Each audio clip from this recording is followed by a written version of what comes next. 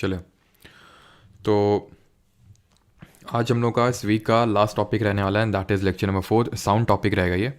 और इसमें हम आज काफ़ी सारी चीज़ें देखेंगे। तो चलिए स्टार्ट करते हैं। सबसे पहले व्हाट इज़ साउंड। अगर मैं आपसे क्वेश्चन पूछूं कि साउंड होता क्या है, व्हाट इज़ साउंड, तो sound is a form of energy.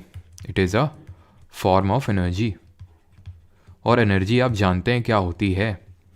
Energy आपने कल पढ़ी है, कल पढ़ी थी ना एनर्जी। एनर्जी क्या है? Capacity to do the work, यानी ये भी वर्क कर रही है साउंड। अभी एनर्जी कैसे है वो देखते हैं, ठीक है। तो सबसे पहले तो यही ध्यान रखना, it is a form of energy. जैसे ही कल हम लोगों ने डिफरेंट फॉर्म्स ऑफ एनर्जीज पढ़ा था। ज़रा ये बताइए मैकेनिकल एनर्जी क्या होता है? यांत्रिक जो ऊर्जा होती है वो क्या होती है? Mechanical energy. यांत्रिक ऊर्जा क्या होती है? तो it is the sum of kinetic energy यानी कि गतिज ऊर्जा एंड पोटेंशियल एनर्जी, स्थितिज ऊर्जा।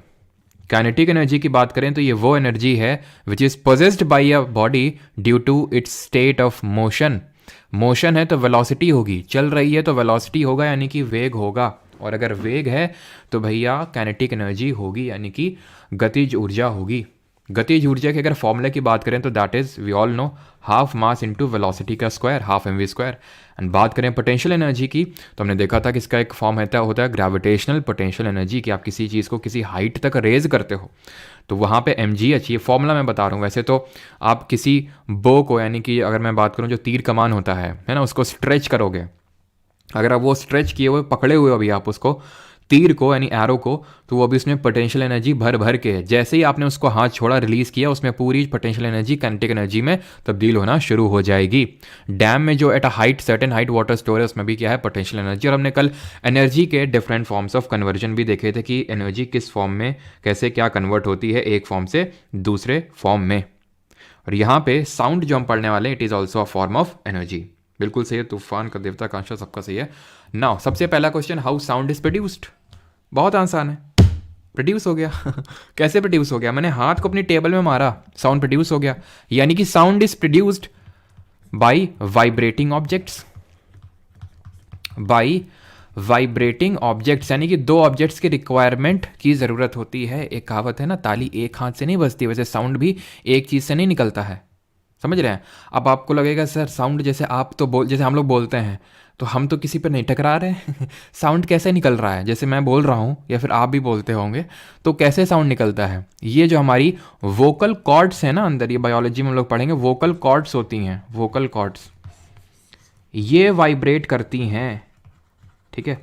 वोकल कॉर्ड्स वाइब्रेट करती हैं, इस वजह से ये साउंड प्रोड्यूस होता है, ठीक है। अब जैसे कि मान लो फॉर एग्जाम्पल मैंने, ये मेरा पेन है, ठीक है, दिख रहा है तुम लोगों को?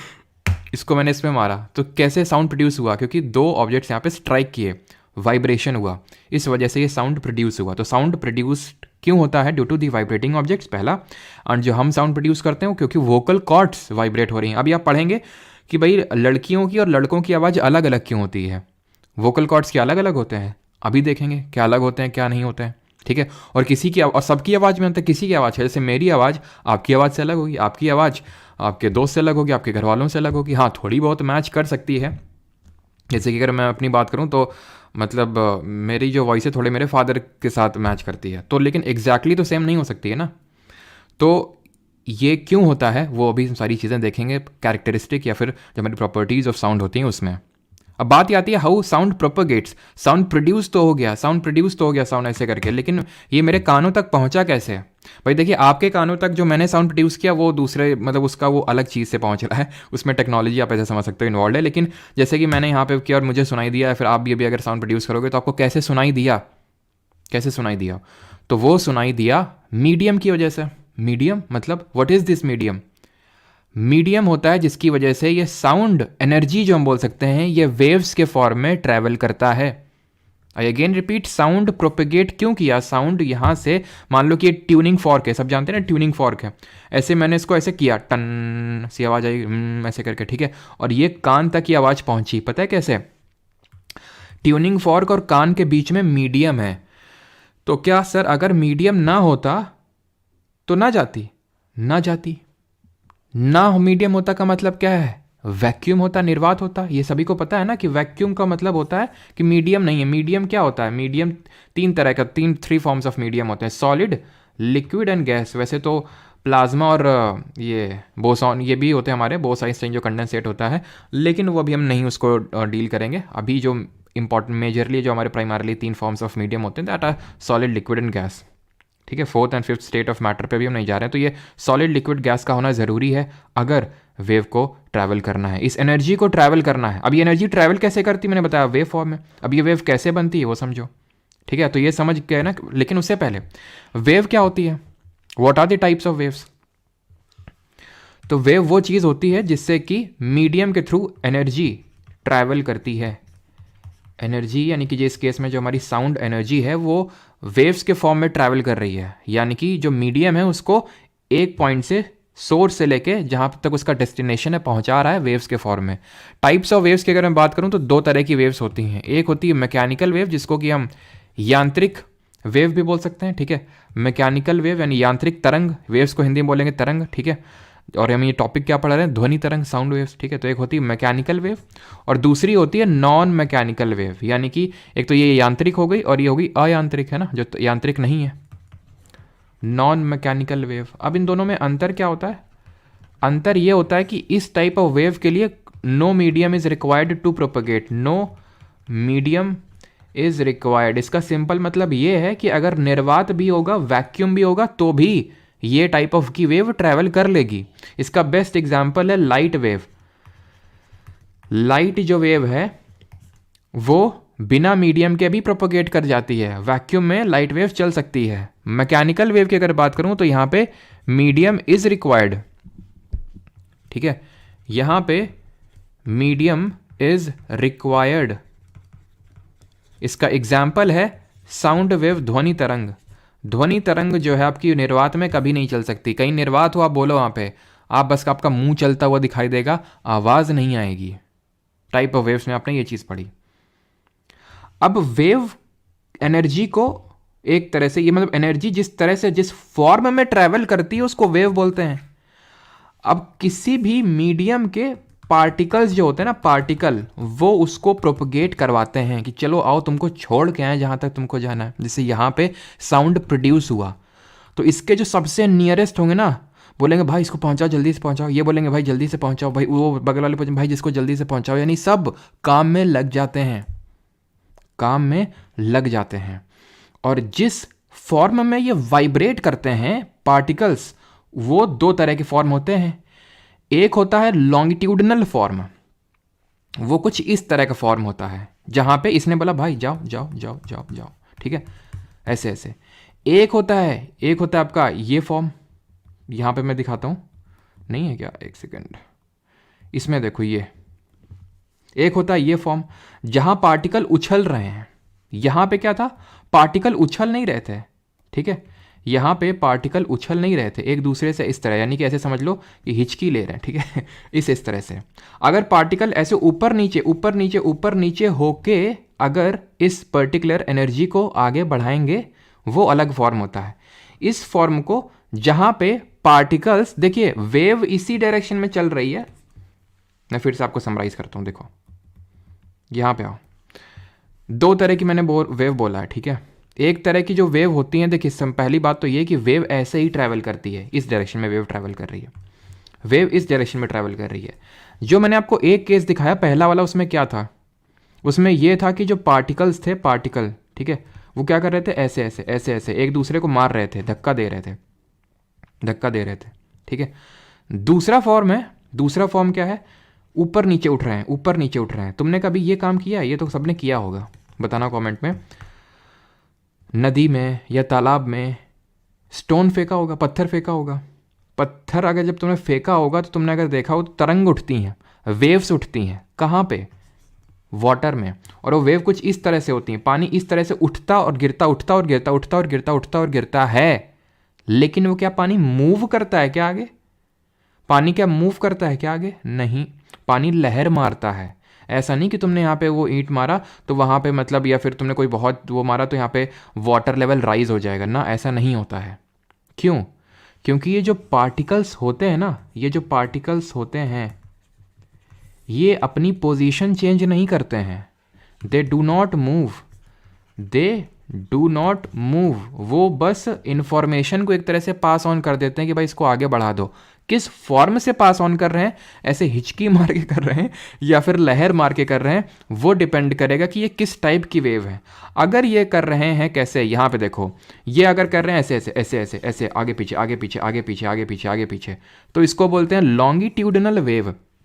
हिंदी में इसको बोलते हैं अनुदैर्ध्य तरंग, ठीक है, अनुदैर्ध्य तरंग बोलते हैं इसको। और ये जहाँ पे ये इस तरह से लहर मारते हैं, फिर से दिखाता हूँ आपको, ये ठीक है, ये देख रहे हैं आप, ये ऊपर नीचे, आपको लग रहा है कि ये वेव मतलब ये स्प्रिंग ट्रैवल कर रही है, स्प्रिंग नहीं आगे बढ़ रही है, स्प्रिंग जो है बस ऊपर नीचे हो रही है, ऊपर नीचे हो रही है। It is called as transverse waves या फिर अनुप्रस्थ तरंग। अनुप्रस्थ तरंग जो हमारी साउंड वेव होती है, साउंड वेव वो लॉन्गिट्यूडनल वेव यानी कि होती है जब जो साउंड प्रोड्यूस होता है, तो जैसे जैसे मैंने साउंड प्रोड्यूस किया, यानी जो मेरा मुंह है सोर्स है और कोई जो सुन रहा है, उसके बीच में इस तरह से पार्टिकल्स आगे पीछे आगे पीछे आगे पीछे हो रहे होंगे। जैसे ये पार्टिकल्स हैं, ये जब आगे हुए होंगे इस तरह से, ठीक है, फिर इन्होंने आगे पास ऑन किया होगा, इस तरह से चीज़ें हुई होंगी। और ट्रांसवर्स वेव का अगर मैं एग्जाम्पल बात करूँ तो इसका एग्जाम्पल है लाइट वेव्स, ध्वनि तरंग, और ये आपकी लाइट वेव हो जाएंगी, ठीक है, ट्रांसवर्स वेव्स का एग्जाम्पल। आई होप ये इतनी चीज़ आपको क्लियर हो गई होगी। अब जब ये हमारी यहाँ पे मैं फोकस किस पे करना है, साउंड वेव पे सिर्फ फोकस करना है, ध्वनि तरंग पे फोकस करना है। तो जब ये ध्वनि तरंग मैंने अभी आपको बताया ट्रैवल करती है लॉन्गिट्यूडनल वेव फॉर्म में, यानी जो पार्टिकल हैं आगे बढ़ेंगे, पार्टिकल आगे बढ़ेंगे, फिर आगे पास ऑन करेंगे, फिर जब आगे बढ़ के ऐसा नहीं कि वहीं पे चिपक जाएंगे, पीछे आ जाएंगे, अपनी मेन पोजीशन पे आ जाएंगे, फिर आगे बढ़ेंगे, फिर अपनी मेन पोजीशन पे। तो जब ये आगे बढ़ते हैं ना इस तरह से, जैसे ये पार्टिकल हैं, ठीक है, अभी ऐसे ऐसे सारे पार्टिकल लगे हुए हैं, यहाँ पे मैं ड्रॉ कर रहा हूँ, वो अभी फोकस करना, ठीक है, ऐसे सारे पार्टिकल लगे हुए हैं, ये आगे जाएंगे, ठीक है, ये आगे जाएंगे तो इससे चिपक जाएंगे, ठीक है, क्लियर। फिर ये अपने वापस आ जाएंगे। लेकिन जब ये वाली सिचुएशन है तो यहाँ पे पार्टिकल्स कंडेंस हो जाएंगे और यहाँ पे पार्टिकल्स बचेंगे नहीं। जैसे कि अगर मैं इसको और आगे ड्रॉ करूँ तो पार्टिकल अब ये अपने पोजीशन पे वापस आ जाएंगे। अब ये वाले जो पार्टिकल हैं, ये जो यहाँ वाले पार्टिकल्स थे, ये इसके पास जाएंगे, इस तरह से चीज़ें क्रिएट होंगी, ठीक है, और वहाँ पे नॉर्मल रहेगा। यानी कि यहाँ पे क्या हुआ, यहाँ पे ज़्यादा डेंसिटी बन गई पार्टिकल की, यहाँ पे कम डेंसिटी रही पार्टिकल्स की। तो जहाँ ज़्यादा डेंसिटी होती है पार्टिकल्स की उसको बोलते हैं कंप्रेशन। उसको क्या बोलते हैं, कंप्रेशन। इसको मैं हटा देता हूँ। तो लॉन्गिट्यूडनल वेव में क्या बनते हैं, जो लॉन्गिट्यूडनल वेव होती है यानी कि जो अनुदैर्ध्य तरंग होती है लॉन्गिट्यूडनल, इसमें आपके बनते हैं कंप्रेशन और rarefaction. Compression and rarefaction. Compression को हिंदी में बोलते हैं सपींडन, ठीक है, हिंदी में इसको बोलते हैं सपींडन। और रेयरफैक्शन को हिंदी में बोलते हैं विरलन। रेयरफैक्शन का मतलब है पार्टिकल्स दूर दूर हैं, कंप्रेशन का मतलब है पार्टिकल पास पास हैं। यानी कि कंप्रेशन में मैं बोल सकता हूं कि क्या, जो डेंसिटी होगी वो हाई होगी, जो प्रेशर होगा वो हाई होगा। वैसे इतना तो डीप में नहीं पूछेगा, बट फिर भी पता होना चाहिए कि कंप्रेशन रेयरफैक्शन बनते कहाँ पे है।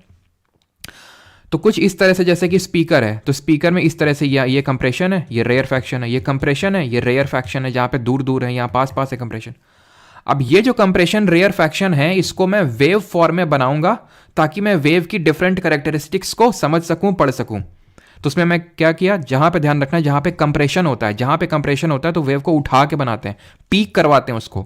यहां पे कंप्रेशन है, पीक करवा दिया यहाँ पे रेयरफैक्शन यानी कि यहाँ पे पार्टिकल दूर दूर है तो गिरा दिया वेव को, उसको बोलते हैं, अभी बताएंगे उसके लिए डिफरेंट टर्म है, क्रस्ट एंड ट्रफ का यूज करते हैं। लेकिन पहले समझो, यहाँ पे कंप्रेशन है, ऊपर उठा दिया, रेयरफैक्शन है, नीचे गिरा दिया, कंप्रेशन है, ऊपर उठा दिया, तो क्या बन गए, इनको बोलते हैं क्रस्ट। ये जो पीक्स होती हैं इनको बोलते हैं क्रस्ट, हिंदी में बोलते हैं शिखर, टॉप, पीक।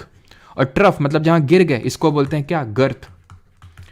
तो ये क्रस्ट एंड ट्रफ क्रिएट हो गए। अब हम वेव की कैरेक्टरिस्टिक्स को पढ़ेंगे, वेव की क्या डिफरेंट कैरेक्टरिस्टिक हैं। बट बिफोर दैट, उससे पहले हम थोड़ा सा ये जो लैम्डा लिखा हुआ है इसको थोड़ा समझ लेते हैं। ये लैम्डा क्या है, लैम्डा क्या चीज़ है। तो लैम्डा का मतलब होता है यहाँ पे वेव लेंथ, वेव का लेंथ, यानी किसी वेव की लंबाई कितनी है उसको बोलते हैं वेव लेंथ, और उसको रिप्रेजेंट करते हैं लैम्डा से। और लेंथ की यूनिट क्या होती है, मीटर। जैसे कि ये यहां से स्टार्ट करो, ठीक है, यहां से स्टार्ट करो, ये जो पूरा होगा ना, ये यहां से लेकर यहां तक, इसको वेव काउंट करेंगे तो ये एक वेव की एक लेंथ हो गई, ठीक। अगेन ये एक वेवलेंथ हो गई। समझ रहे हैं आप वेवलेंथ क्या है? यानी कि एक कॉमन पॉइंट लीजिए, या फिर मैं अगर यहाँ से मुझे गिनना है, ठीक है, यहाँ से, तो यहाँ से मैं स्टार्ट करूँगा, ये, ठीक है, और ये होगी मेरी वेवलेंथ, ठीक है। लेकिन अगर मुझे मान लो कि यहाँ से स्टार्ट करना, यहाँ से, ठीक है, तो मैं अगले, मतलब ये क्या है, ये क्रस्ट है, तो मुझे अगले क्रस्ट तक जाना पड़ेगा अगर मुझे पूरी एक वेव की लंबाई को नापना है तो। इसी को बोलते हैं लैम्डा। कुछ भी आप ले लो, यहाँ से लेके यहाँ तक ले लो, यहाँ से लेके यहाँ तक ले लो, यहाँ से लेके यहाँ तक ले लो, या फिर यहाँ से लेके यहाँ तक ले लो, इन सब को लैम्डा बोलते हैं। वेव की लेंथ होती है, ये वेव लेंथ बोलते हैं इसको, ठीक। अब हम कैरेक्टरिस्टिक्स ऑफ साउंड पढ़ने जा रहे हैं, जिसमें कि हम 3 कैरेक्टरिस्टिक पढ़ेंगे। एक तो फ्रीक्वेंसी क्या होती है, यानी आवृत्ति क्या होती है, एम्पलीट्यूड यानी कि उसका आयाम क्या होता है, साउंड का एम्पलीट्यूड, और स्पीड यानी कि गति क्या होती है। अभी ना तो मैंने फ्रीक्वेंसी बताया, तो नया टर्म होगा बिल्कुल आपके लिए, ये भी नया टर्म होगा, और स्पीड भी, ये अभी उस वाले चैप्टर में हम लोगों ने पढ़ा था, पीछे चैप्टर्स में, लेकिन यहाँ पे अलग है, ठीक है। वह तो वही सेम चीज़ है, लेकिन अभी तीनों टर्म्स ऐसे मान लीजिए हमारे, हम इससे फैमिलियर नहीं है। अब इनको एक एक करके समझते हैं क्या है ये चीज़। जैसे मैंने ये एक वेव को ड्रॉ किया, ठीक है, यहाँ पे इसकी मैं मीन पोजीशन इस तरह से ड्रॉ कर देता हूँ। ये है एक मीन पोजीशन हो गई, ठीक है। या तो पहले हम इन जनरल पहले समझ लेते हैं। ये चलो मैंने मीन पोजीशन ड्रॉ करी, ठीक है, इस तरह से मैंने वेव को ड्रॉ किया, ठीक है। वेवलेंथ तो समझ आ गई बात, वेवलेंथ क्या होती है, ठीक है, वेवलेंथ क्या चीज़ है ये आपको समझ में आ गई, ठीक है। ये एक वेव है, ठीक है। मैं एक दूसरी वेव ड्रॉ करता हूँ, मैं एक दूसरी वेव ड्रॉ करता हूँ।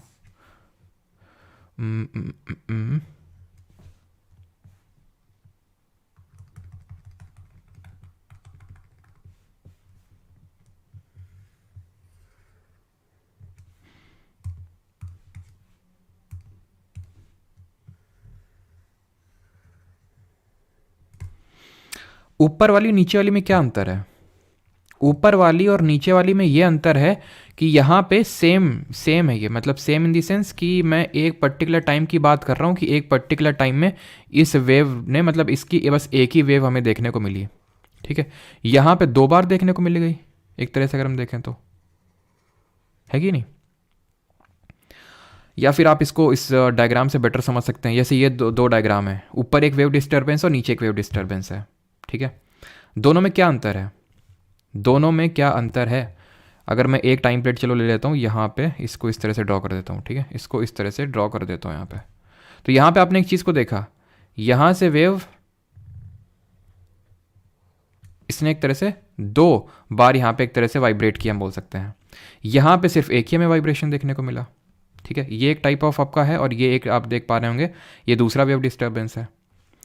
हैं तो यहाँ पे सेम ही, ठीक है, यहाँ पे भी एक ही, अगर हम देखें तो एक ही बार वेव, जितना मतलब यहाँ पे भी एक ही बार हुआ वेव का मतलब एक बार वेव वाइब्रेट की है, और यहाँ पे भी एक बार वेव वाइब्रेट की है। लेकिन दूसरे वाले अगर हम डायग्राम में देखें तो एक चीज़ आप ध्यान से देखिएगा, यहाँ पे ये वेव का एक, हम बोल सकते हैं वेव का वेवलेंथ हुआ है, मतलब ये एक ट्रफ है और ये एक उसका पिछला वाला ट्रफ था, ठीक है, तो एक वेवलेंथ हो गई।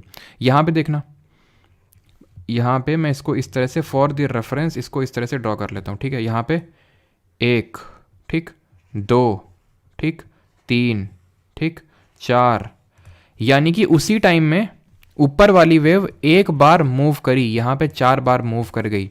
इसको बोलते हैं, यानी कि एक पर्टिकुलर टाइम, कितना टाइम लगा, तो यहाँ पे टाइम ज़्यादा लगा, एक तरह से हम देख रहे हैं टाइम ज़्यादा लग रहा है, वेव को एक तरह से प्रोपगेट होने में ज़्यादा टाइम ले रहा है, यहाँ पे टाइम कम लग रहा है, ठीक है। इसी चीज़ को हम बोलते हैं फ्रीक्वेंसी यानी आवृत्ति। फ्रीक्वेंसी, आप ये तो पहली बार आप टर्म ने नहीं सुना होगा आपने, ठीक है। फ्रीक्वेंसी का मतलब होता है कि कितने रेपिटेशन में कोई चीज़ हो रही है। जैसे कि फॉर एग्जांपल अगर मैं मेरे लेक्चर, जैसे ये वाला लेक्चर मंडे टू फ्राइडे होता है, तो मतलब क्या इसकी फ्रीक्वेंसी है कि 7 दिन में 5 दिन लेक्चर होता है। हो सकता है इसको मैं ऑल्टरनेट डेज कर दूंगा, यानी कि एक दिन कर दूंगा, ठीक है, या फिर मैं अपने लेक्चर को 3 दिन कर दूं। अभी 5 दिन का है, 3 दिन लेक्चर में कर दूं, तो फ्रीक्वेंसी मेरी कम हो गई कि ज़्यादा हो गई? ऑब्वियस सी बात है, मेरी फ्रीक्वेंसी कम हो गई, ठीक है। यानी कि एक हफ्ते में अब सिर्फ मैं 3 बार ही क्लास ले रहा हूँ, अभी 5 बार। अगर मैं हफ्ते में 7 दिन क्लास लूँ तो मेरी फ्रीक्वेंसी ज़्यादा हो जाएगी। उसी तरह यहाँ पे है, यहाँ पे वेव सिर्फ एक बार ही वेव डिस्टर्बेंस दिखा रही है, फिर एक ही पूरी वेव बन रही है एक पर्टिकुलर टाइम में। मान लो ये टाइम 1 सेकेंड का है, मान लो ये टाइम 1 सेकेंड का है, तो ऊपर वाले केस में 1 सेकेंड में जो वेव है वो एक बार वाइब्रेट कर रही है, यहाँ पे 4 बार वाइब्रेट कर रही है।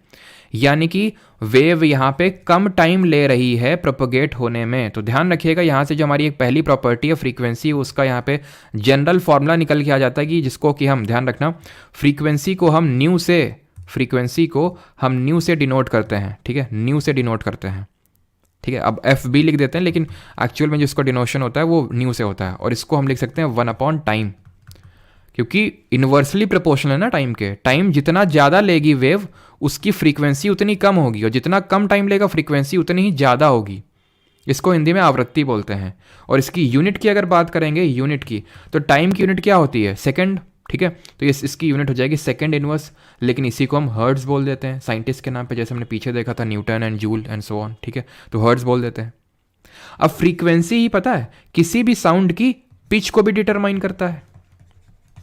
किसी भी साउंड की जो पिच होती है वो एक्चुअल में फ्रीक्वेंसी से डिटरमाइन होती है। और लड़कियों का जो साउंड होता है उसकी पिच हाई होती है। गर्ल्स के जो साउंड होता है उसमें हाई पिच होती है, हाई पिच होती है, हाई श्रिलनेस होती है वॉइस में। जितनी ज़्यादा पिच फ्रीक्वेंसी होगी उतनी ज़्यादा पिच होगी, उतनी ज़्यादा श्रिलनेस होगी। श्रिलनेस मतलब पतली आवाज़ होती है कि लड़कियों की। लड़कों की थोड़ी सी बेस ज़्यादा होता है, भारी ज़्यादा होती है। ऐसा क्यों होता है? क्योंकि लड़कियों की जो वोकल कॉर्ड्स हैं वो जल्दी जल्दी, एक सेकंड में बहुत जल्दी जल्दी वाइब्रेट करती हैं, इसलिए उनकी फ्रीक्वेंसी ज़्यादा होती है। टाइम कम लेती हैं उनकी वोकल कॉर्ड्स वाइब्रेट करने में और फिर वो प्रोपेगेट होने में।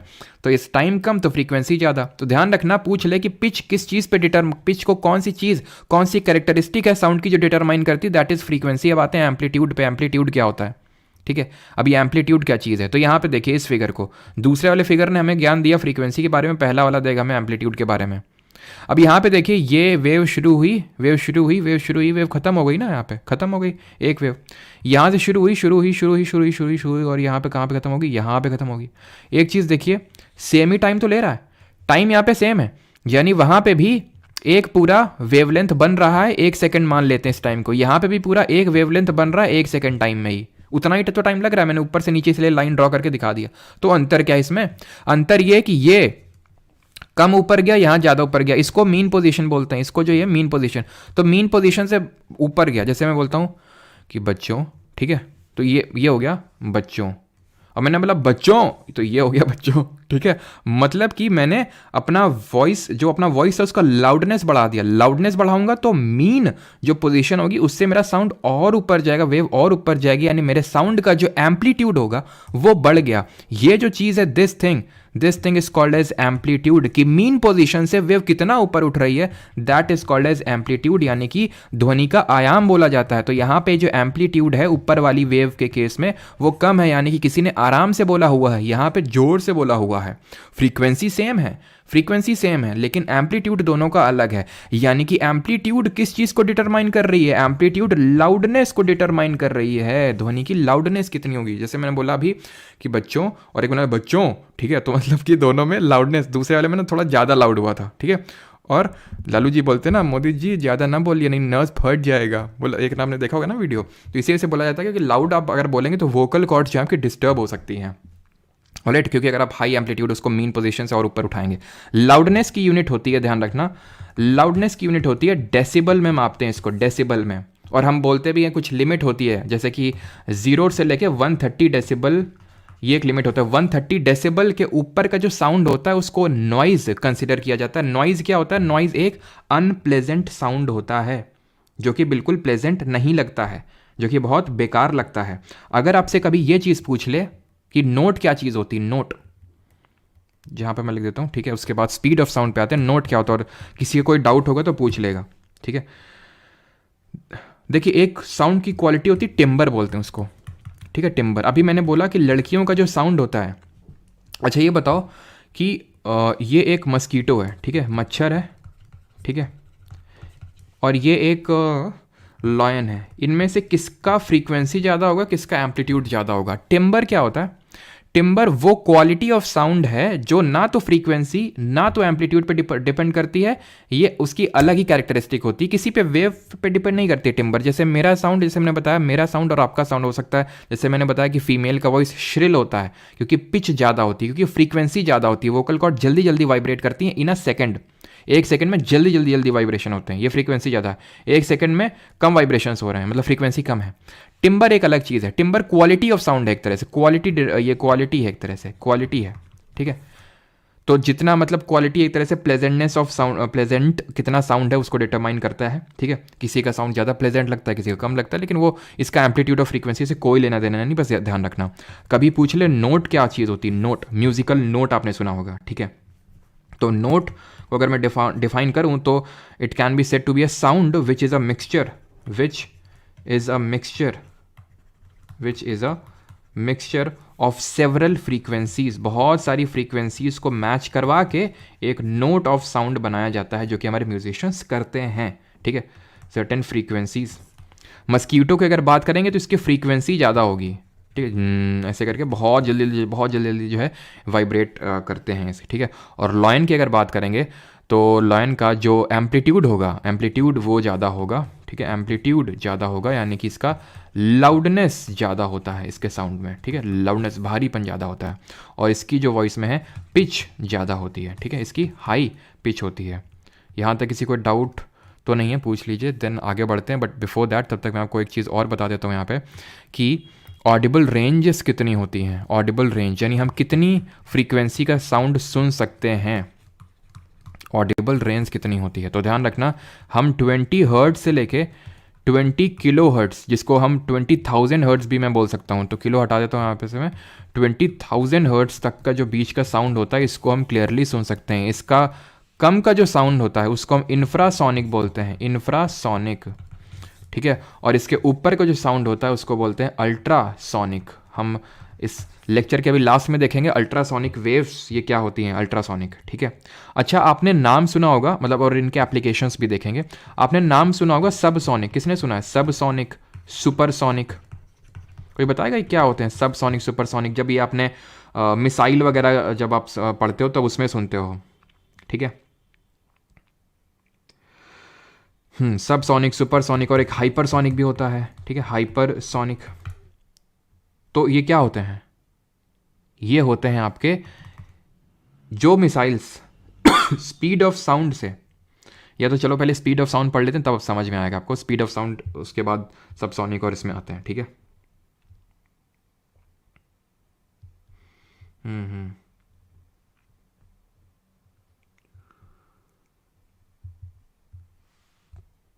अरे टिम्बर को क्या डिफाइन करें भाई, टिम्बर की डेफिनेशन थोड़ी ना पूछी जाएगी, मैंने बोल तो दिया टिम्बर मतलब आपका गला, गले की वोकल कॉर्ड कैसी बनावट है, वो तो सबका वो नेचुरल है, वो सबका जेनेटिक बोल सकते हैं, ठीक है। यहाँ पे कोई फिजिक्स का कॉन्सेप्ट इन्वॉल्व नहीं है टिम्बर में, जो आपको डेफिनेशन लिखवाऊँ कि टिम्बर क्या होता है। टिम्बर ये सबका वही है कि अब आपकी उंगली ऐसी ही क्यों है, क्यों भाई आपके मतलब जैसे ऋतिक रोशन उसके 2 अंगूठे हो गए तो क्यों हो गया, होगा कुछ जेनेटिक, अब क्यों दो ही क्यों है उसके, ठीक है। अब ये कोई बात हुई, अगर फिजिक्स से इसमें कोई कॉन्सेप्ट इन्वॉल्व नहीं है।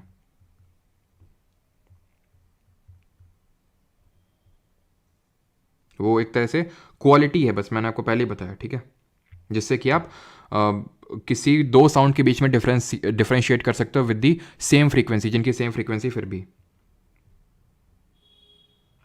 सर ये लर्न करना भी आते हैं पहले, हाँ मैक नंबर भी आएंगे, ठीक है, मैक नंबर पे भी आएंगे। मुझे ब्लर क्यों दिख रहा है, क्वालिटी सही करिए, ब्लर से हट जाएगा।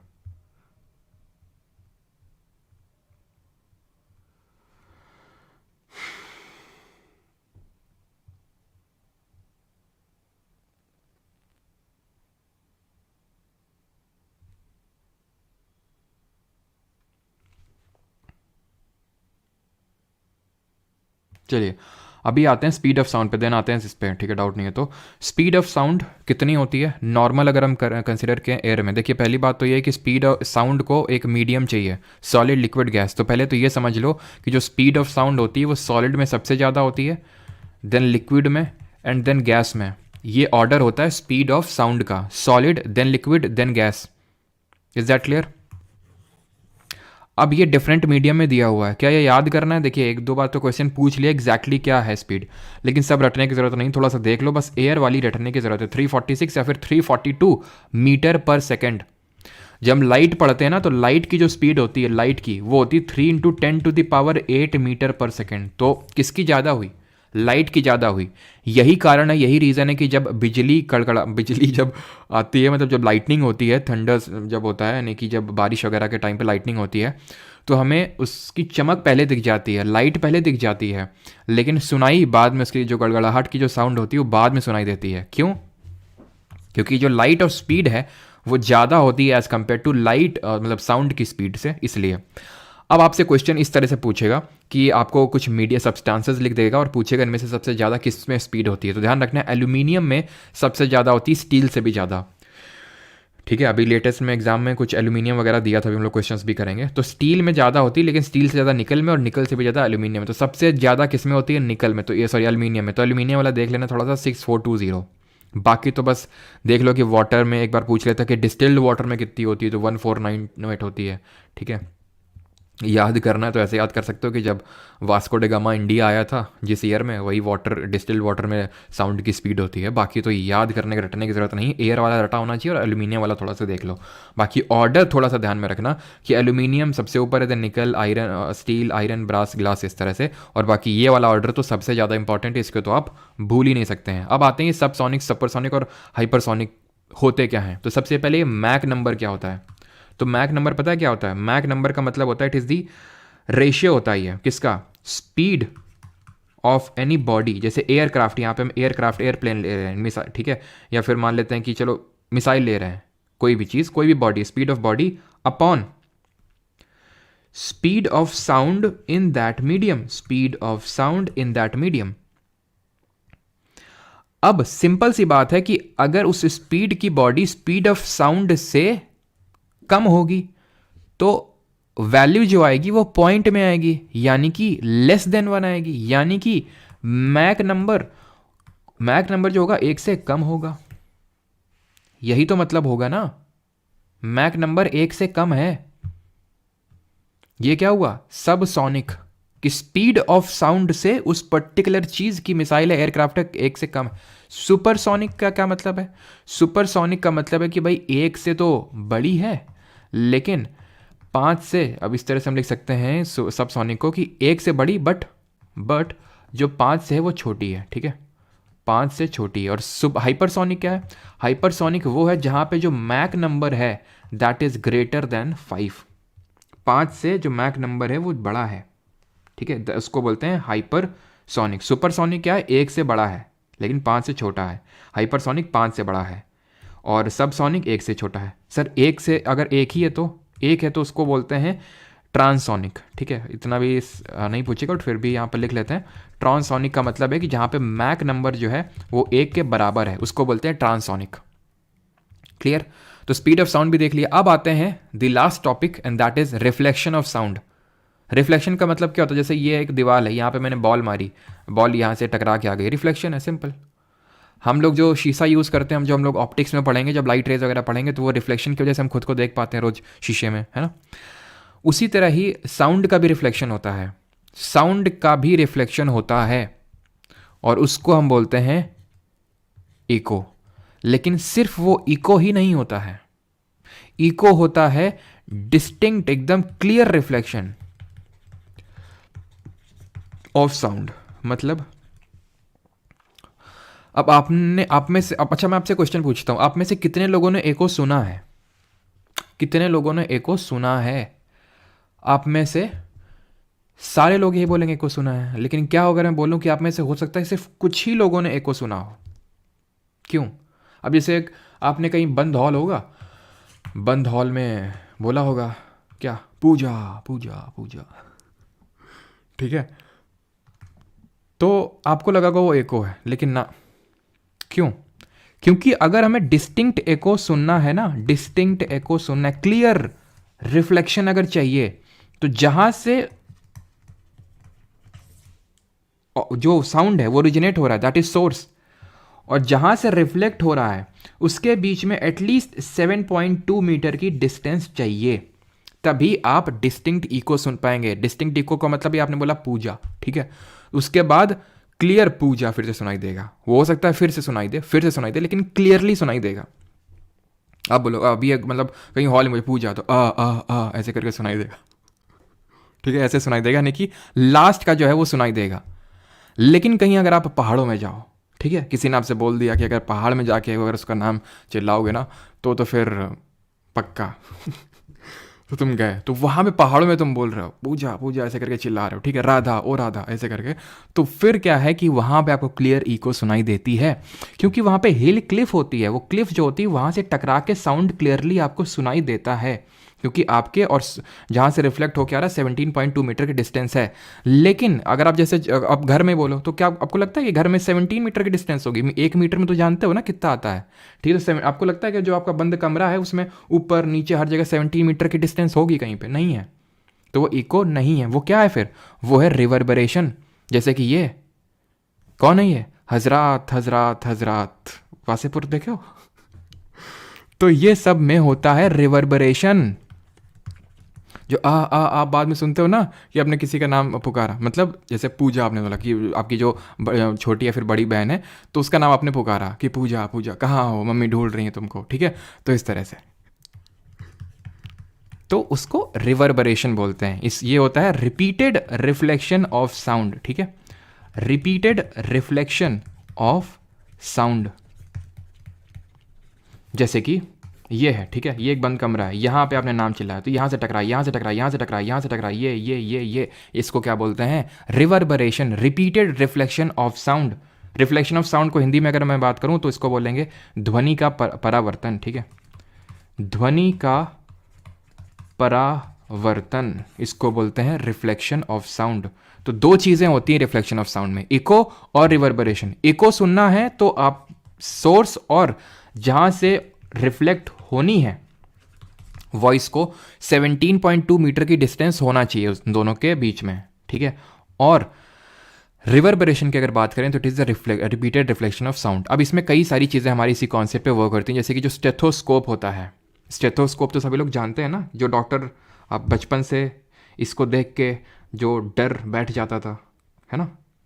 तो ये क्या होता है, ये डॉक्टर क्या करता है इसमें, इस पर्टिकुलर चीज़ को हमारे दिल में लगाता है, मतलब कि हार्ट में, मतलब चेस्ट में लगाता है, और इसके थ्रू वो जो है ईयर पीसेस के थ्रू उस चीज़ को जो नॉइज़ आ रहा है हमारी बॉडी के अंदर से फिर चेस्ट से हार्ट बीट जो है उसको सुनता है कि सारी चीज़ें प्रॉपर हैं कि नहीं। तो वो कैसे वर्क करता है, ये काफ़ी बड़ा होता है, चौड़ा होता है, सो दैट साउंड इसमें आ सके। देन यहाँ पे क्या होगा, इस तरह से इस तरह से इस तरह से इस तरह से इस तरह से यहाँ पे रिपीटेड रिफ्लेक्शन होगा, एक पार्ट यहाँ पे चला जाएगा साउंड का, एक पार्ट यहाँ पे चला जाएगा, और फिर आपको मतलब डॉक्टर को सुनाई देगा वो, ठीक है, कि भाई किस तरह से सारी चीज़ें हुई, ठीक है। अब यहाँ पे हम आते हैं, बाकी मैंने आपको ये चीज़ तो बता ही दी है आई थिंक, है ना, 20 हर्ट्ज़ और ये, लेकिन एक बार इसमें एक चीज़, चलो इंफ्रासोनिक के मैं कुछ एग्जांपल दे देता हूँ, फिर हम आते हैं अल्ट्रासोनिक पे। तो इंफ्रासोनिक की अगर मैं बात करूँ तो जैसे जो हमारे राइना सिरोस होते हैं, मतलब जो गेंडे होते हैं, वो इंफ्रासोनिक वेव से निकालते हैं, यानी 20 हर्ट्ज़ से कम होती है उनकी जो फ्रीक्वेंसी होती है, और रफली 5 हर्ट्ज़ तक होती है जो हमारे राइनोज आवाज़ निकालते हैं, ठीक है। इससे कम का सुनना पॉसिबल नहीं है। जो छोटे बच्चे होते हैं 5 साल से छोटे, वो भले सुन सकते हैं, जैसे 10 या फिर 15 हर्ट्ज़ तक का सुन सकते हैं वो, लेकिन धीरे धीरे जैसे हम वी गेट ओल्डर तो हमारे मतलब वही ना कि स्टिफनेस बढ़ने लगती है, और फिर हमें यही रेंज होती है। हो सकता है कि मतलब धीरे धीरे जब आप बूढ़े हो जाते हैं तो ये 20 हर्ट्ज़ से भी कम होने लगता है धीरे धीरे, ठीक है। तभी मतलब बूढ़े लोगों को थोड़ा सा ऊंचा सुनाई देता है, थोड़ा उतना क्लियरली सुनाई नहीं देता है ना, यही कारण होता है कि वो स्टिफ होने लगते हैं, ठीक है। और अब बात कर लेते हैं रेंज ऑफ हियरिंग, हम लोगों ने देख लिया। रेंज ऑफ हियरिंग होता है वही 20 हर्ट्ज़ से लेके 20 किलो हर्ट्ज़, जिसको कि हम बोल सकते हैं रेंज ऑफ हियरिंग, ठीक है, 20,000 हर्ट्ज़ के बीच में होती है। अब हम यहाँ पे आएंगे, मैंने आपको ये बोला कि 20,000 हर्ट्ज़ से जो ऊपर का साउंड होता है उसको हम बोलते हैं ultrasonic sound. Ultrasonic sound, subsonic, supersonic, hypersonic वो चीज़ अलग है, ठीक है। अल्ट्रासोनिक की अगर मैं बात करूँ तो जैसे जो हमारे बैट्स होते हैं, चमगादड़, वो अल्ट्रासोनिक ही निकालते हैं, वो अल्ट्रासोनिक निकालते हैं, ठीक है, ताकि उन्हें पता चल सके, क्योंकि उनकी आंखें तो होती नहीं, देख तो सकते नहीं है, तो अल्ट्रासोनिक वेव निकालते हैं और उसका रिफ्लेक्शन होता है, और रिफ्लेक्शन से वो डिस्टेंस का पता लगा लेते हैं कि भाई यहाँ पे सामने कुछ है कि नहीं। आपने देखा होगा कभी बैट से, मतलब चमगादड़ों से अगर आपका कभी पंगा पड़ा हो तो एकदम एकदम आपके पास आ जाएंगे, एकदम पास आ जाएंगे, और एकदम से डिस्टेंस मतलब अपना जो पाथ है बदल लेते हैं, ठीक है। आपको लगेगा बस टकरा जाएंगे ये, ठीक है, मेरे साथ कई बार हो चुका है ठीक है। तो एकदम जैसे चमगादड़ आया सामने और ऐसा लगेगा अब तो टकरा जाएंगे, लेकिन वो टकराते नहीं, वो तुरंत निकल जाते हैं। तब उसके बाद जब मुझे पता चला अच्छा ऐसा है, तो फिर मैं कॉन्फिडेंट होकर चमगादड़ों के बीच में टहलता था। मतलब एक बार जब मैं एक जगह गया था तो वहाँ पे कई सारे चमगादड़ हुआ करते थे, तो वहाँ की मैं बात बता रहा हूँ, ठीक है मैं काफ़ी खुफिया जगह में जाता रहता हूँ ना, तो इसलिए बोल रहा हूँ मैं आपसे कि आप डरिएगा नहीं। अगर बैट्स बहुत सारे हैं, उनको पता है कि वो आपसे नहीं टकराएंगे, क्योंकि वो अल्ट्रासोनिक वेव्स छोड़ रहे हैं। वो आएंगे तो आपके पास, लेकिन तुरंत अपना जो है पोजीशन बदल लेंगे, because ultrasonic waves continuously emit कर रहे हैं, जिसको कि हम नहीं सुन पा रहे हैं, क्योंकि वो अल्ट्रासोनिक नेचर का है। ठीक है, इसी तरह सिमिलरली जो हमारी डॉल्फिन्स होती हैं, उनका भी यही सेम हाल होता है। वो भी अल्ट्रासोनिक साउंड निकाल के ही किसी चीज़ का इनसाइड दी वाटर पता लगाती हैं। ठीक है, यही नहीं, अभी और सुनिए, इसका बहुत यूज़ है अल्ट्रासाउंड का। आपने अल्ट्रासाउंड करवाया ही होगा कभी ना कभी तो, क्यों? जैसे कि भाई अगर पेट में स्टोन है कि नहीं, या फिर जो जैसे जो प्रेग्नेंट लेडीज़ होती हैं तो उनका भी अल्ट्रासाउंड करवाया जाता है, सो दैट पता चले कि जो वूम में जो बच्चा है वो मतलब ठीक ठाक है कि नहीं, उसकी ग्रोथ ढंग से हो रही कि नहीं हो रही। यहाँ तक कि अल्ट्रासाउंड बैंड भी है, किस सेंस में, कि जो जेंडर है ना, जेंडर डिटर्मिनेशन के पर्पज़ से, क्योंकि वो जेंडर भी बता देता है कि जो वूम में जो बेबी है तो वो मेल है फीमेल है। तो ये एकदम प्रोहिबिटेड है गवर्नमेंट की तरफ से, और ये होना भी नहीं चाहिए। It is a very bad thing. ठीक है, तो ये गवर्नमेंट ने, ये मतलब क्राइम है ये करवाना। ठीक है, मतलब जो कर रहा है वो भी और जो करवा रहा है वो भी, दोनों क्राइम के तहत आते हैं। ठीक है, जैसे कि किडनी स्टोन हो गया है, तो किडनी स्टोन का भाई पता लगाने और उसको तोड़ने के लिए भी यूज़ किया जाता है। किडनी स्टोन को कैसे भाई करेंगे, तो किडनी स्टोन में अल्ट्रासोनिक की जो वेव्स डाली जाती हैं इतनी भयंकर होती हैं ये, कि उसको तोड़ देती हैं और फिर यूरिन के थ्रू पास हो जाता है। या फिर कुछ और जो हमारे इंटरनल ऑर्गन्स हैं उनका पता लगाने के लिए कि वो सही सलामत हैं कि नहीं, क्या वहाँ पर दिक्कत आ गई, कुछ फंस तो नहीं गया है, तो उसके लिए हम अल्ट्रासाउंड, क्यों? क्योंकि अल्ट्रासाउंड जो सोनिक वेव्स होती हैं, इनकी पेनेट्रेटिंग पावर बहुत ज़्यादा होती है। पेनेट्रेटिंग पावर यानी कि जो भेदन क्षमता होती है वो बहुत ज़्यादा होती है। तो ये हमारे जो पेट होता है, यानी कि जो स्किन होता है, जो फ्लैश होता है, उससे पेनेट्रेट, यहाँ तक कि आप मतलब कोई मेटल है ना, मेटल उससे भी पेनेट्रेट कर जाती हैं। पेट तो बहुत बहुत दूर की बात है, ये जो मेटल है उससे भी पेनेट्रेट कर जाती हैं जो हमारी अल्ट्रासोनिक वेव्स होती हैं। तो इनका पेनेट्रेटिंग पावर बहुत ज़्यादा होता है, और इसीलिए इनको हम डिफरेंट जगहों में यूज़ करते हैं। यहाँ तक कि आपने नाम सुना होगा सोनार का, जिसको कि हम बोलते हैं, यहाँ पे लिख देता हूँ मैं, ठीक है, सोनार का आपने नाम सुना होगा, सोलर, ठीक है, सॉरी सोलर बोल, साउंड नेविगेशन एंड रेंजिंग। ठीक है, साउंड नेविगेशन एंड रेंजिंग, तो ये क्या होता है, ये होता क्या, ये सोनार, सोनार होता है जहाँ पे हमारे जो शिप्स होते हैं इसी पर्टिकुलर टेक्निक का यूज़ करते हैं, जहाँ पे वो अल्ट्रासाउंड वेव्स के फिर अल्ट्रासोनिक वेव्स को रिलीज़ करते हैं। ठीक है, जैसे शिप है तो उसका डेप्थ का पता लगाते हैं कि हम अभी कितने ऊंचाई में, कितना और गहरा है, कोई सामने कोई ऑब्जेक्ट तो नहीं है, वो सारी चीज़ों का जो पता है वो यहीं से लगाया जाता है। साउंड नेविगेशन एंड रेंजिंग एक डिवाइस होती है जो कि अल्ट्रासोनिक वेव्स का यूज़ करके ऐसी चीज़ों का पता लगाती है कि भाई कोई चीज़ कितनी, कोई दूर है, कितनी पास है। क्लियर है यहाँ तक? किसी कोई डाउट? अब हम करते हैं क्वेश्चंस यहाँ पे। शिप में यूज़ होगा।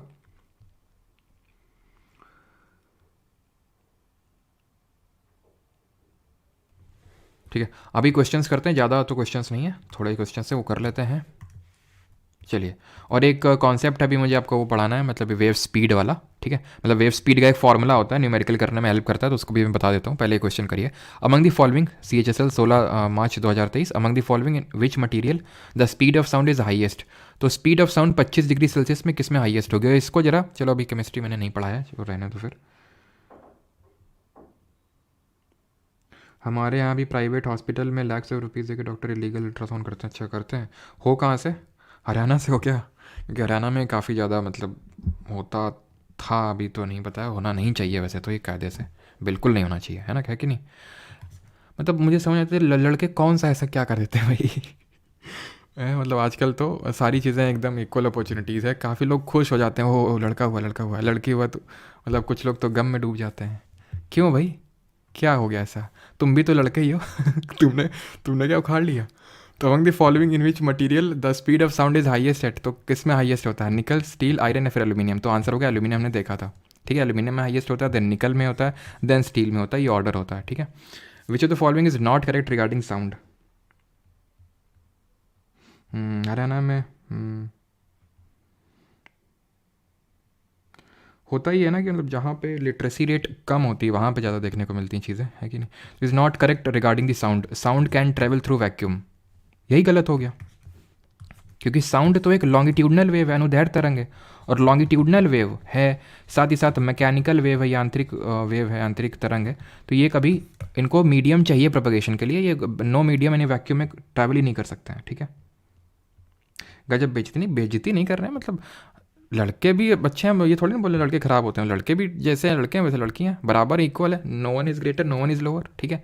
लेकिन ये बोलना कि अब, क्योंकि वही है ना कि जो जैसे हमारी right to equality article 14 to 18 में, लेकिन article 15 sub clause 3, article 16 sub clause 4 ये बोलता है कि रिजर्वेशन दिया जा सकता है। क्यों? क्योंकि पहले से अंडर प्रिविलेज्ड हैं। तो अगर हम देखें गर्ल्स, तुम लोग बोलोगे कि लो सर गर्ल्स का ही फेवर उतनी देर से ले रहे हैं, ऐसी बात नहीं है, ठीक है।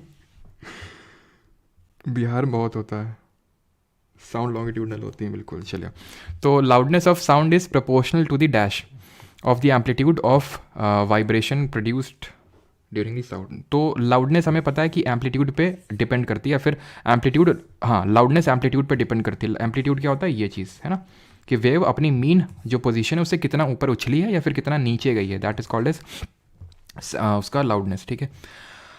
अब जो लाउडनेस है वो एक्चुअल में उसके स्क्वायर से डिपेंड करती है, स्क्वायर से, यानी कि एम्पलीट्यूड जितना होगा उसका स्क्वायर होगा लाउडनेस, ठीक है। तो ऑप्शन नंबर सी यहाँ पे सही आंसर होगा। What is the study of production and propagation of sound wave called? So study of production of sound, produce कैसे होता है? वाइब्रेशन से, जो दो ऑब्जेक्ट वाइब्रेट करते हैं। एंड प्रोपगेट कैसे होता है? मीडियम की नीड होती है, सॉलिड में सबसे ज़्यादा, लिक्विड में, देन गैस में। और फिर मैंने देखा कि सॉलिड में भी सबसे ज़्यादा एल्यूमिनियम में, देन निकल में, देन स्टील में, ठीक है। और यहाँ पे सही आंसर क्या हो जाएगा? इसको ऑप्टिक्स, तो भाई जो लाइट रे वाला होता है ना उसको ऑप्टिक्स बोलते हैं। आंसर यहाँ पे होगा एस्ट्रोफिजिक्स तो नहीं होगा, ठीक है। ऑप्शन नंबर डी यहाँ पे सही आंसर होगा, acoustics. If an object executes 10 oscillations per second then its frequency in kilohertz is equal to, बताइए जल्दी से। CPO 2020 में क्वेश्चन पूछा गया, देखते हैं कितने लोग इसका आंसर दे पाते हैं। अब यहाँ पे 10 oscillations per second हो रहे हैं, इसका मतलब क्या है? इसका मतलब ये है सर, एक सेकंड में 10 ऑसिलेशंस हो रहे हैं, ये है इसकी फ्रीक्वेंसी। फ्रीक्वेंसी कितनी हो गई इसकी सर? 10 यानी कि 10 बार ऑसिलेट कर रही है, 10 बार वाइब्रेट कर रही है एक सेकंड में, तो इसकी फ्रीक्वेंसी 10 हो गई, ठीक है।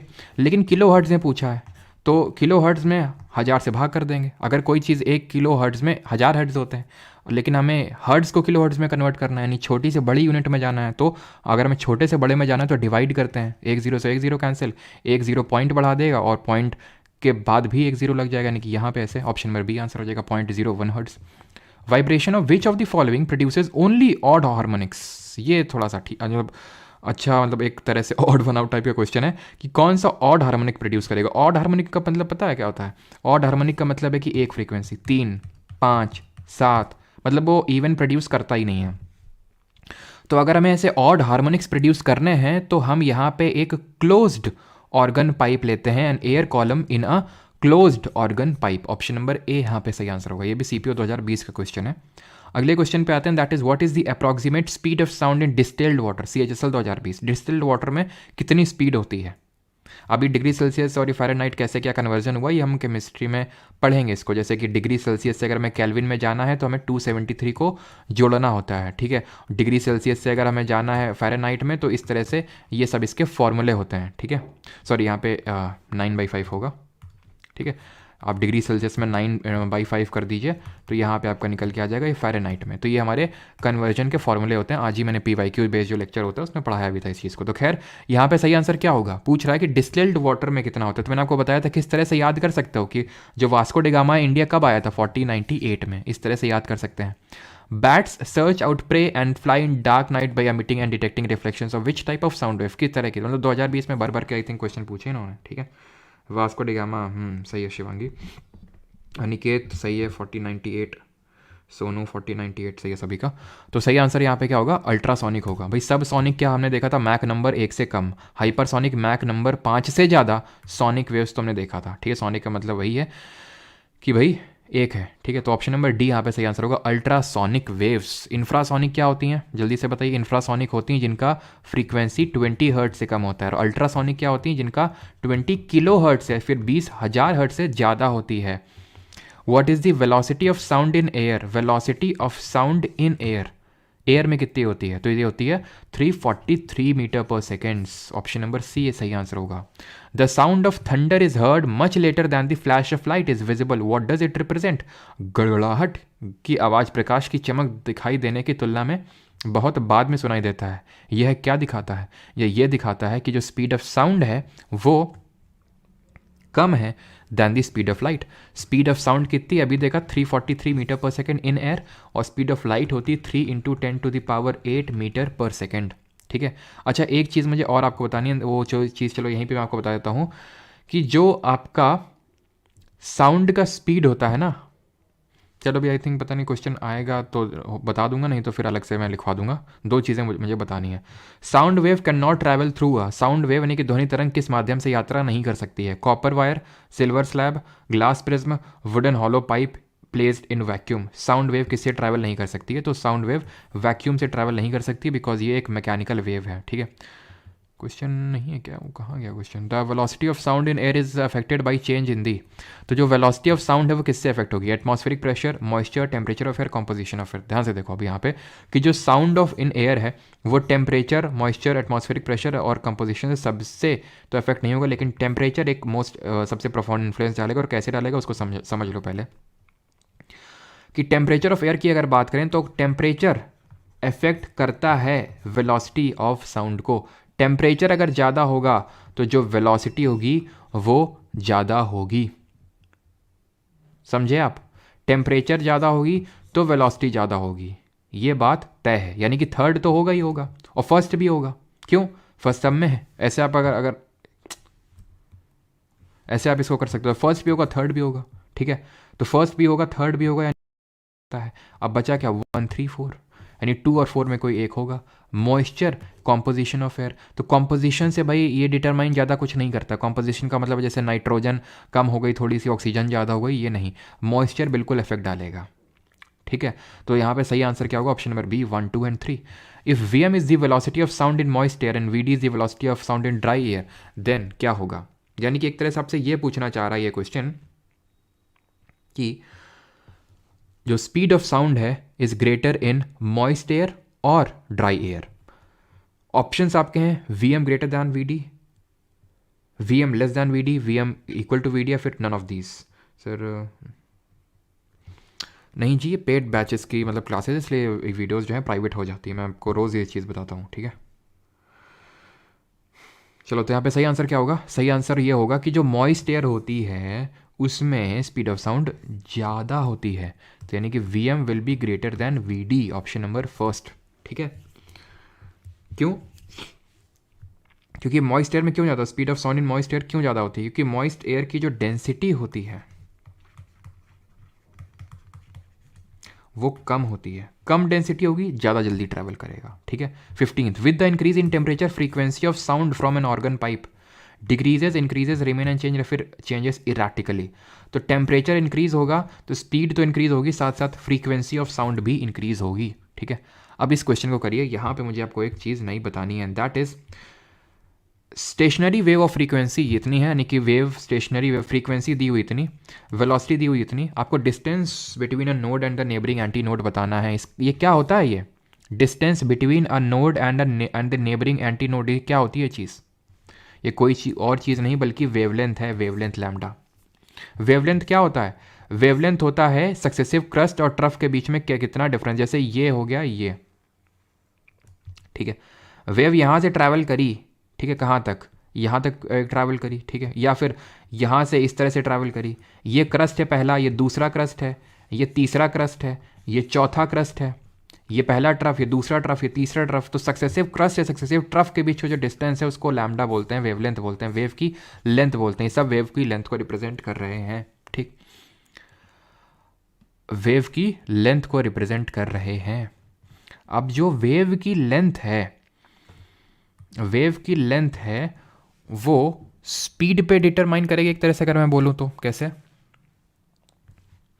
ये v है वेलोसिटी, इसका मैं जनरल फॉर्मूला लिख रहा हूँ। v is equal to N lambda formula होता है, फिर v is equal to mu lambda formula होता है। n यहाँ पे फ्रीक्वेंसी, यानी कि v is equal to lambda upon में t लिख सकता हूँ, यानी कि जो वेलोसिटी ऑफ साउंड है वो इन्वर्सली प्रोपोर्शनल होगी टाइम के। बिल्कुल बात सही है। क्यों? अगर वेलोसिटी ज़्यादा होगी, स्पीड, उसकी स्पीड ज़्यादा होगी वेव की, तो टाइम कम लेगी वो ट्रैवल करने के लिए, सिंपल सी बात है। और उसकी लेंथ ज़्यादा होगी, ये भी बात सही है, उसकी लेंथ भी क्या होगी? ज़्यादा होगी।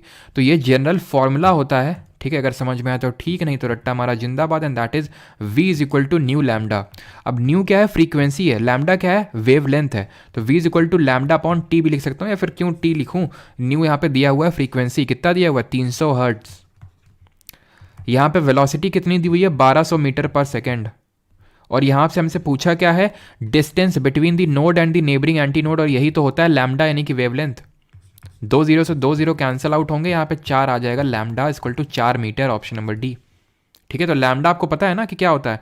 सक्सेसिव क्रस्ट या फिर सक्सेसिव ट्रफ के बीच के जो अंतर होता है उसको, ठीक है, उसको बोलते हैं ये। ठीक है, फ्रीक्वेंसी का मतलब क्या है कि एक सेकंड में वेव जो है कितनी बार वाइब्रेट करी, उसको बोलते हैं फ्रीक्वेंसी।